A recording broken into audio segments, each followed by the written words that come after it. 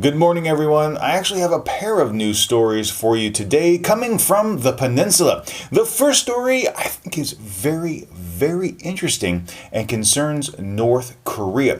For the past couple of days, its websites have been knocked offline by what North Korea has been calling a devastating cyber attack, an organized cyber attack against North Korea that has pretty much crippled its internet infrastructure. Now, I find that very interesting because, as I've said over the past, one of the things that North Korea is very astute at is its cyber terrorism. Over the years, it's knocked off several South Korean websites and has actually tried to infiltrate some of the American networks overseas.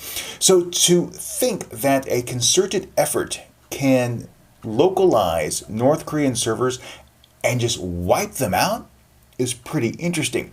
So a lot of us are asking, is this really a concerted effort to attack North Korean servers, or is this just a propaganda tool by North Korea and they themselves have shut down the servers and are using this as a possible excuse to ratchet up their rhetoric? Personally, I believe the latter. No one has really come out and said, we are the ones that are responsible for taking down North Korea, because, like I said, it's everything that's been knocked off. And if you're an organization that has pulled that off, you're going to claim credit. And since no one is, my suspicion is that North Korea is using this as a propaganda tool. Now, the second story is regarding missiles.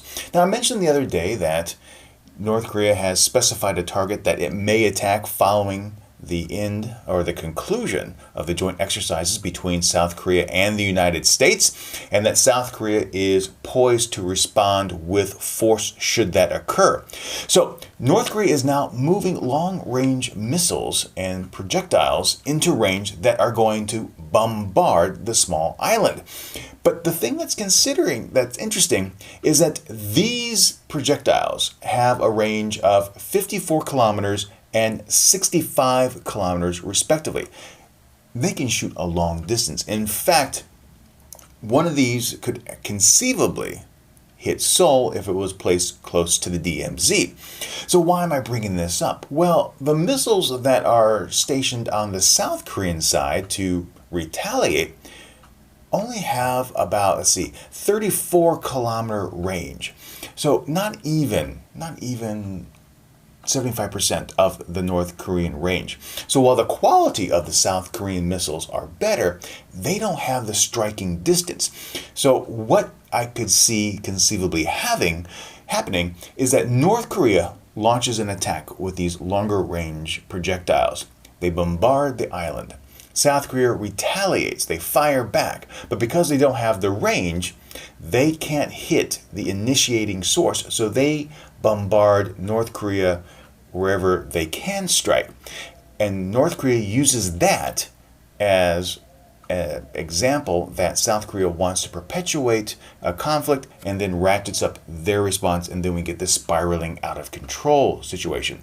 So I really hope that in the coming days, South Korea and the United States position some longer range weapons in the area, so should North Korea attack, they can strategically wipe out the weapons that initiated that. So the links to the articles are down below. Sorry, one is in Korean. So if you need the translation, go to Google Translate, type in the URL, and you can get it that way. So what do you think? Specifically with the cyber attack, do you think this is a North Korean propaganda attack, a propaganda move, or do you think someone really is going after the Hermit Kingdom? All right, that's it for today. I'll see you soon.